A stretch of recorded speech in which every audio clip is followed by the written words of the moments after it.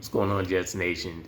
Absolutely killer day one. If you're a fan or if you just enjoy football, being on the East Coast, or just a fan of the team, etc., you have to be excited. We have three brand new reasons to be very confident in the future of the team. And I just got to say, before I even break out anything that happened today for us, Joe Douglas is a mastermind. The trades that he's pulled off are inexplicable. He's won much more than he's lost. He's much closer to being considered a genius, in my opinion, when it comes to maneuvering with players and picking up draft capital, than being on the losing end of those. And I would say as well, to kind of add into that, it's almost like the league has a vendetta against him the way he's been robbing people. Because when we take a look at some of these players, AJ Brown, Marquise Hollywood, that ended up getting traded in for much cheaper than what like we're even seeing for Deebo Samuel or Devontae Adams. It's super crazy. You have to imagine he would have been willing to pull the trigger on some of those, and he probably wouldn't even have had to give up the same amount of capital. So I don't know if it's just how teams holding out on us, if the stars just didn't align. But either way, we made out extremely well in this draft. So it all starts at number 4, of course, for us. And the top 3 picks were interesting. So Trayvon Walker has been a favorite since Friday. So it's not necessarily surprising that the Jaguars would make uh, a confusing move in the draft. Last year's was hard to mess up. Trevor Lawrence was a no-brainer, but this year leaving it up to their own devices. If he ends up matching his potential, then it doesn't matter. Ultimately, they did the right thing. If he never ends up seeing that done and he just becomes kind of like an average player, a huge miss on there, an extremely huge miss. I get he has all the physical traits, all the tools, but you want to make sure you have somebody especially at pick number 1, that's going to be able to hold down the fort and be the face of your franchise. So best of luck to them. But then we go to pick number 2. Easy decision there for Detroit. They bring in Aiden Hutchinson. He has the background, the connection, the homegrown roots and everything. The stars pretty much aligned for them. And then, of course, Texans was always going to be the wild card. So, at least for me, as early as yesterday, I started seeing the Derek Stingley connection a lot more. It ended up playing out that way on draft night, that they decided to secure his services and viewed him as the number 1 cornerback. Pretty risky. Everybody by now pretty much knows freshman year, absolutely elite. What followed after that was pretty up and down, and a lot of people would say subpar. So I know the Liz Frank injury was supposedly playing a major factor in that. And that definitely does seem like it could be the case because this pro day he showed out on. But still a huge risk that they're taking at 3, which set us up beautifully. Personally, when I was in my car listening to the coverage, and I realized Kayvon Thibodeau's still on the board, I figured that's probably absolutely going to be the pick. I wouldn't have been surprised if we went that route. I wouldn't have necessarily, fallen head over heels for it. Again, I've always been kind of on the fence with the personality aspect of picking him up and what that could be like for team locker room chemistry. But picking up Sauce Gardner, and I've been kind of pushing against it, kind of relying on the data, things we know about the trends and stuff in the past. And it wasn't until I did my final mock draft where it kind of hit me what a player like that could mean for us. So Sauce Gardner out of Cincinnati, one of the most significant players in helping build that program into what it was. And keep in mind, it was already on an upswing, but being able to take it up to the very next level so they can play talents like Alabama in the playoffs was key. And I love a lot of the highlights that I've been hearing about him consistently. 3 years, he's seeing significant snaps for 3 years. It's not like he's, having minimum playing time 1 year and then all of a sudden we see him bust out. 3 years, solid playing time, never allowed a touchdown.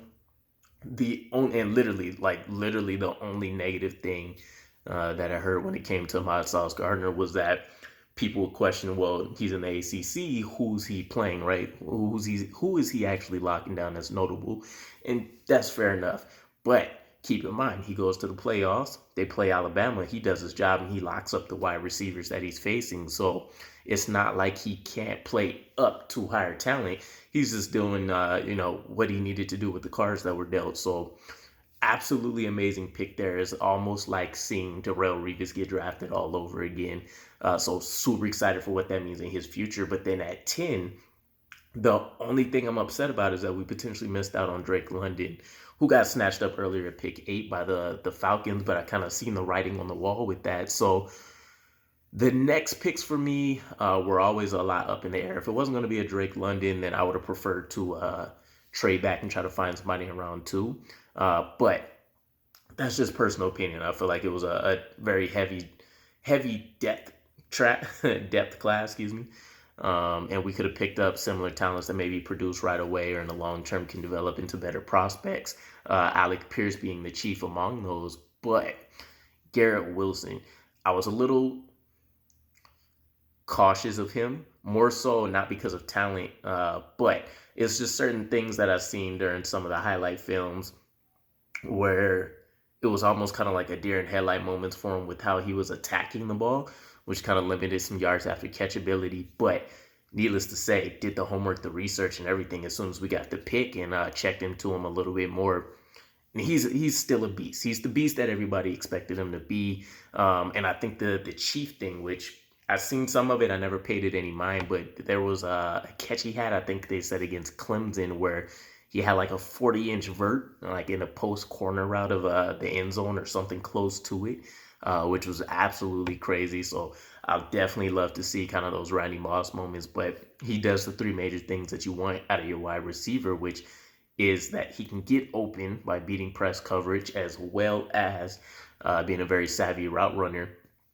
2, he does have the yards after catchability. Does he have those deer in headlight moments from what I've seen? Yes, I'm no pro scout. I'm looking at very minimal tape. So, it is what it is. But, according to everything else, he has the yards after catchability. And then the most important thing, he can actually catch the ball. He makes the crazy catches. He makes a lot of the routine ones. Every once in a blue moon, he wants to make a move before he secures the ball in. And there's a concentration drop. But those are pretty few and far in between. So definitely love the fact that we'll be hearing Wilson to Wilson for end zone touchdowns pretty often. And for the foreseeable future is what we're expecting. And he definitely should be a fun plug and play piece to see how they choose to use him. Considering we already had Corey Davis, we had Elijah Moore. It offers a little bit more versatility with him being able to also do the inside out stuff. So I'm very, very excited to see if they keep him as just an X receiver, if they do want to kind of utilize him in a different role. But excellent pickup there. We don't end up trading out for Deebo Samuel. We pick up our guy that we can develop for the future. And then the biggest question after seeing those 2 picks was that, what are we going to do at edge, right? Maybe we hope somebody slides the 35 for us. But ultimately, and again, Jermaine Johnson, according to reports, was in the top 10 for the Jets, at least according to their big board. We end up allowing him to slide all the way to 26 before we trade with the Titans to scoop him up. And look, I was the first guy to tell you guys at number 4 or number 10, I would have been highly upset seeing a Jermaine Johnson. I just didn't see it from a pass rushing aspect with him being rated that high. But elite run defender, it's not like he just doesn't absolutely have any moves. The biggest knock that I've been saying repeatedly about him from what I picked up is that he has wasted movement, and it's almost like he has a lack of a plan to attack the quarterback. But with that said, you don't just luck yourself into 11 and a half sacks. It's only so many of those that you can also say are going to be like coverage sacks and things of that nature. And some of the biggest call outs that I loved, again, after kind of diving into things, elite motor. The man's going to run 100% of the time, 100% of the plays. So he definitely fits the all gas, no brakes motto. In addition to that, there was a few things. And actually going back to Garrett Wilson, this applies to him as well. It was mentioned that the ability for them to pick up some information and literally apply it to the field right away was what stood out. So seeing Jermaine Johnson drop, Robert Saleh still gets his edge that he's been coveting, you'd have to imagine, if they had him, within the top 10.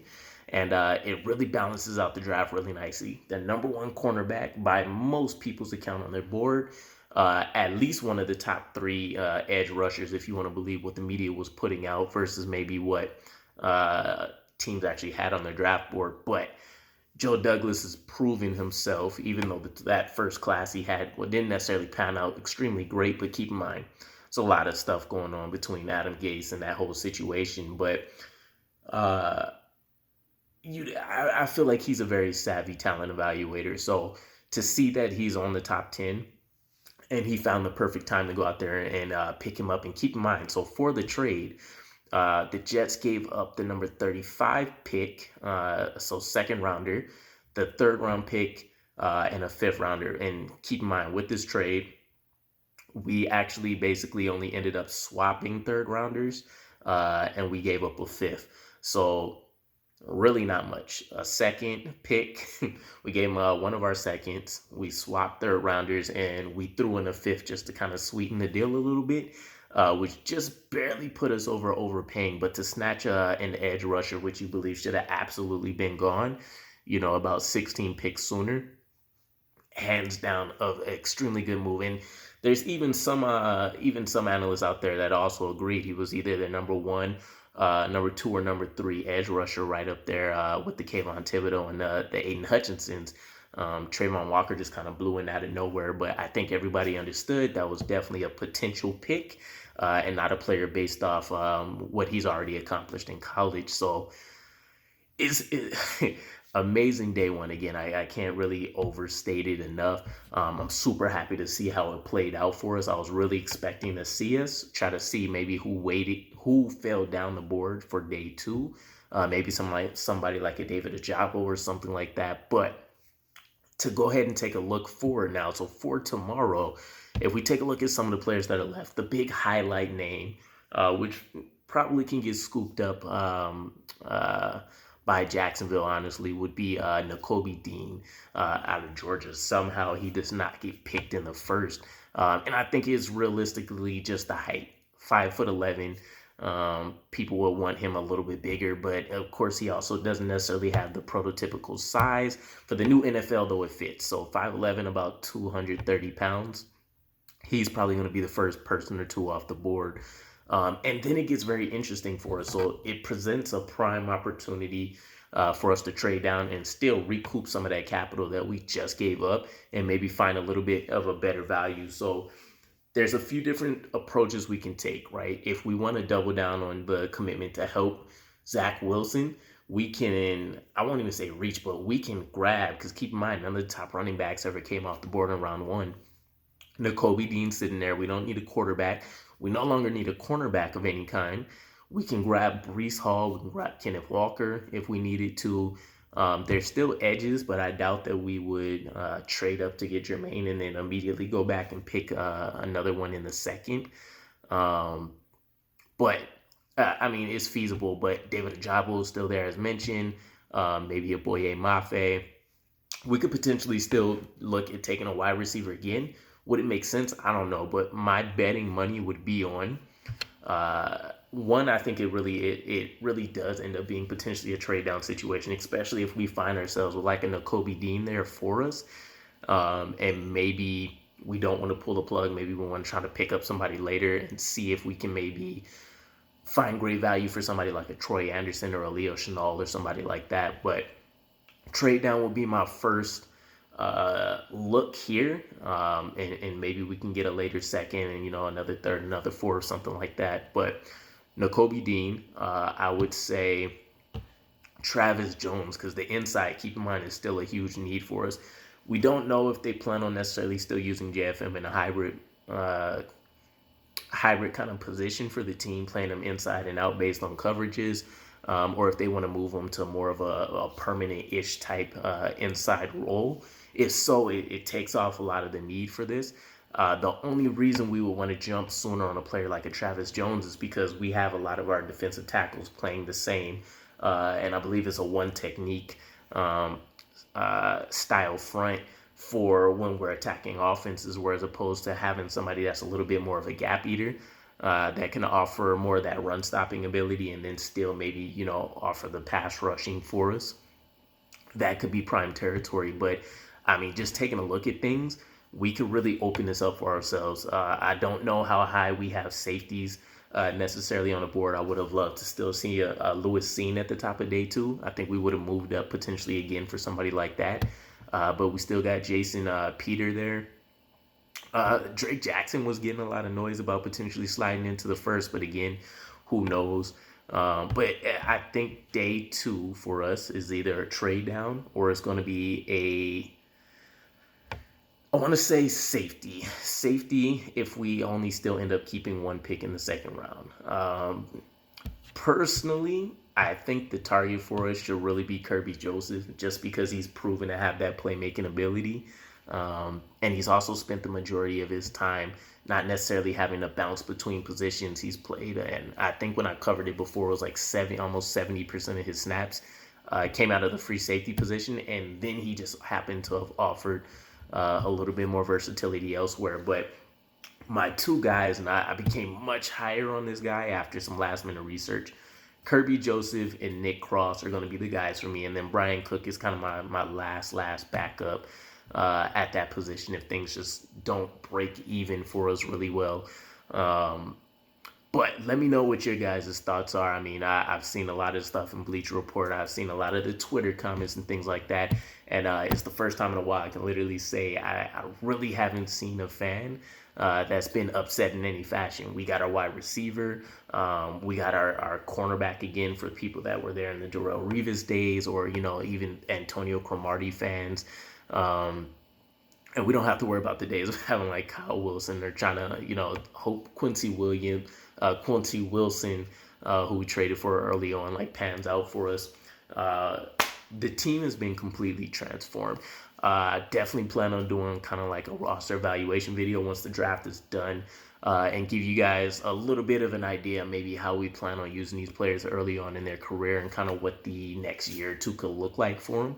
But let me know what your thoughts are. I'm sure we're all super excited. Day 2 can't come soon enough. 5 o'clock, I'm waiting. Be off work, get to listen to the draft, chill with the family. It'll be the excellent combination of everything. But we've done just about as well as we can. So I'll see you guys tomorrow. We'll see if anything else exciting happens in terms of some of these trades and seeing how JD maneuvers. But if not, we are still looking very, very good.